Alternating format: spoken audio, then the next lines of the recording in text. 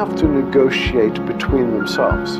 How can they move around and achieve this in 40 minutes, everything they have to achieve, if they don't cooperate? They have to touch each other.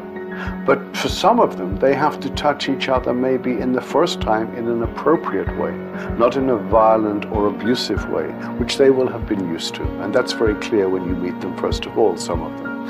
So they have to touch appropriately.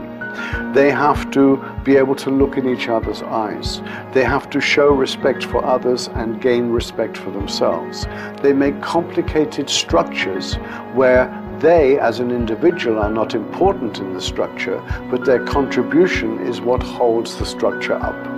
So that is important. They also have to lift each other, support each other. This very business of touching is one of the things that destroys prejudice. When you have touched someone, it's very difficult to feel the same way as before.